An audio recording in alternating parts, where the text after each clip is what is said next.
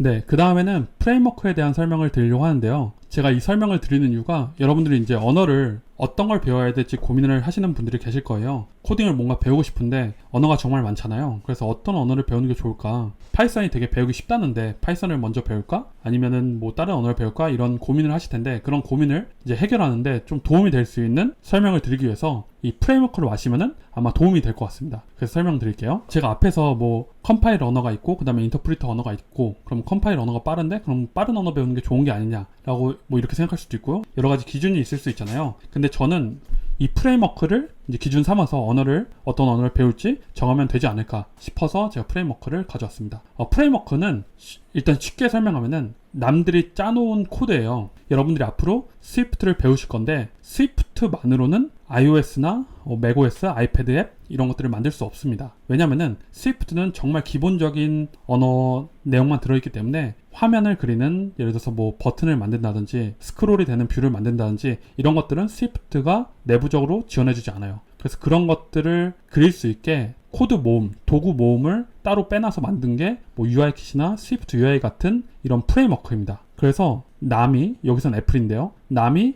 해당 언어를 기반으로 뭔가 특별한 용도에 맞게끔 언어를 작성해 놓은 것, 그리고 그 바탕 위에서 우리는 코딩을 하게 만든 것, 그런 것들을 프레임워크라고 합니다. 그래서 남이 만들어 놓은 코드 뭉치, 도구 모음인데 그걸 통해서 우리가 원하는 목적에 맞는 프로그램을 만들 수 있게 도와주는 것이라고 생각하시면 됩니다.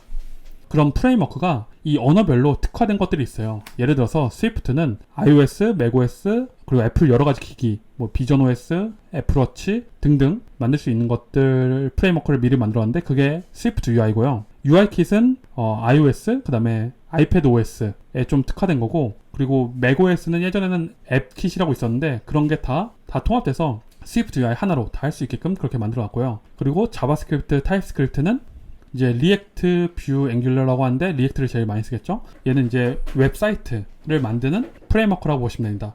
조금 어려운 말로 프론트엔드라고 하는데요. 저희 사용자, 일반 사용자들이 들어가는 사이트라고 보시면 되고, 그리고 그 뒤에서 이루어지는 로직들, 뭐 통신들을 제어하는 걸 이제 웹 백엔드라고 하는데, 이 웹 백엔드 프레임워크도 이 자바스크립트, 타입스크립트가 갖고 있습니다. 그걸 익스프레스, 뭐 네스트 JS라고 또 합니다. 그리고 파이썬도 웹 백엔드, 뭐 장고나 플라스크 같은 걸 갖고 있고, 자바는 정말 유명한 우리나라에서 제일 많이 쓰는 웹 백엔드 프레임워크인 스프링을 갖고 있습니다. 그래서 여러분들이 뭐 파이썬이 쉬우니까 입문하기 좋다, 이것도 사실 틀린 말은 아닌데요. 맞는 말인데, 근데 본인이 만들고 싶은 게 있을 수 있잖아요. 나는 뭐 iOS 앱을 만들고 싶어, 혹은 안드로이드 앱을 만들고 싶어, 아니면 웹사이트를 만들래, 혹은 컴퓨터에서 돌아가는 뭐 윈도우 프로그램, 뭐 맥 프로그램을 만들래, 이런 것들이 있잖아요. 그래서 그런 거에 맞게끔 처음에 프레임워크를 찾아보시고, 그리고 그 프레임워크를 어떤 언어에서 갖고 있는지, 어떤 언어가 지원하는지로 판단을 하시면 됩니다. 그래서 여러분들은 아마 iOS 앱을 만들고 싶어서 이 강의를 들으셨을 테니까요.